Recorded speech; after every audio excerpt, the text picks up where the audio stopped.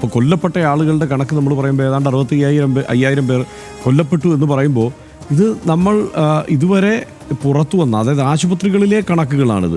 ആ കണക്കുകൾക്കപ്പുറം എത്ര വലുതായിരിക്കും ആ യഥാർത്ഥ എണ്ണം? അവിടുത്തെ മാധ്യമപ്രവർത്തകരുടെ 217 മുകളിലേക്ക് എന്തായാലും കടന്നിട്ടുണ്ട് എന്നും വാർത്തകൾ വരുന്നുണ്ട്. പ്രാദേശിക മാധ്യമപ്രവർത്തകർ കൊല്ലപ്പെട്ടവരുടെ എണ്ണം. അപ്പോൾ അങ്ങനെ ഇത്രയധികം മാധ്യമപ്രവർത്തകർ കൊല്ലപ്പെട്ട മറ്റൊരു ലോക സാഹചര്യം ഒരുപക്ഷെ ഉണ്ടായിട്ടുണ്ടാവില്ല.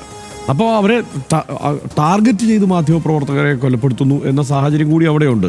കുട്ടികൾ 18,000-ലേറെ കുട്ടികൾ കൊല്ലപ്പെട്ടിട്ടുണ്ട് എന്ന ആശുപത്രി കണക്കുകളാണ്. അതിനും എത്രയോ ഏറെ ആളുകളായിരിക്കും അവിടെ കൊല്ലപ്പെട്ടിട്ടുണ്ടാവുക. ഇപ്പോഴും ഒരു തരത്തിലും ആ വെറിയടങ്ങാതെ ഈ ഇസ്രയേൽ നിലനിൽക്കുന്നു എന്നുള്ളതാണ് ഏറ്റവും സങ്കടകരം. അതിൽ തന്നെ ഇപ്പോൾ ഇസ്രയേലിനെ ചേർത്ത് നമ്മൾ പറയുമ്പോൾ ആരെയാണ് ഇവരെ അമേരിക്കയുടെ സമീപനത്തെയും നിലപാടിനെയും നമ്മൾ വിമർശിക്കുന്നുണ്ട്. ഇതിനൊപ്പം തന്നെ പറയേണ്ട മറ്റു രാജ്യങ്ങൾ, ജർമ്മനിയുണ്ട്. ഏറ്റവും സങ്കടകരമായ കാര്യം നമ്മുടെ സ്വന്തം രാജ്യവുമുണ്ട്. ഇവിടെ നിന്നടക്കമുള്ള ആയുധങ്ങൾ അവിടേക്ക് എത്തിപ്പെടുന്നു എന്നുള്ളത്, അല്ലെങ്കിൽ അവർക്ക് ആയുധം വിതരണം ചെയ്യുന്ന കമ്പനികൾ ഇന്ത്യയിൽ പ്രവർത്തിക്കുന്നു, ഇന്ത്യൻ കമ്പനികൾ ആയുധങ്ങൾ വിതരണം ചെയ്യുന്നു ഇസ്രയേലിന് വേണ്ടി എന്നുള്ളത് ഏറ്റവും അപമാനകരമായ കാര്യമാണ് ഒരു രാഷ്ട്രമെന്ന നിലയിൽ നമ്മളെ സംബന്ധിച്ചിടത്തോളം. ഇതൊരു എന്താണ്, ഈ സമീപകാലത്തെങ്ങും നമ്മൾ കണ്ടിട്ടില്ലാത്ത തരത്തിലുള്ള വംശഹത്യ അവിടെ നടന്നുകൊണ്ടിരിക്കുന്നു.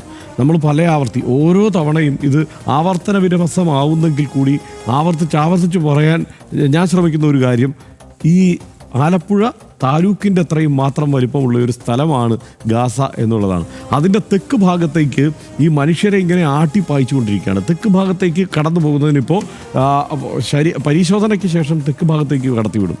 അതിൻ്റെ വടക്കോട്ട്, ഇപ്പോൾ ആലപ്പുഴ ഭാഷയിൽ തന്നെ പറഞ്ഞു കഴിഞ്ഞാൽ ആലപ്പുഴ താലൂക്കിൻ്റെ തെക്കോട്ട് ഈ മനുഷ്യരെ മൊത്തം ചേർത്ത് നിർത്തുന്നു. വടക്ക് ഭാഗം പൂർണ്ണമായി ഒഴിപ്പിക്കുന്നു. ഈ വടക്ക് ഭാഗത്ത് ഇനി ഒഴിഞ്ഞു പോകാതെ അവശേഷിക്കുന്നവർ മുഴുവൻ ഭീകരവാദികളാണെന്ന് ഇവരങ്ങ് തീരുമാനിക്കുന്നു. എന്നിട്ട് അവരെ കൊല്ലാനാണ് ഇപ്പോൾ പ്ലാൻ ചെയ്യുന്നത്. അവർക്ക് മേൽ അതിശക്തമായ ബോംബിങ്ങാണ് പ്ലാൻ ചെയ്യുന്നത്. അതായത് ഈ കാലത്തെങ്ങും മറ്റൊരു യുദ്ധഭൂമിയിലും ഇല്ലാത്തവണ്ണം ബോംബുകൾ ആ ജനതയ്ക്ക് മേൽ വർഷിച്ചു കഴിഞ്ഞു. ഇനിയും വീണ്ടും അവിടെയുള്ള ബാക്കിയുള്ള ആളുകളെ ഒരു മൂലയിലേക്ക് ഒതുക്കിക്കൊണ്ട് അവിടേക്ക് പോകാൻ കഴിയാത്തവരോ കൂട്ടാക്കാത്തവരോ, ഇപ്പോൾ അവിടേക്ക് പോകണമെന്ന് പറഞ്ഞാൽ പോകാൻ നിവൃത്തിയില്ലാത്ത ആളുകൾ പോലും ഉണ്ടാകും.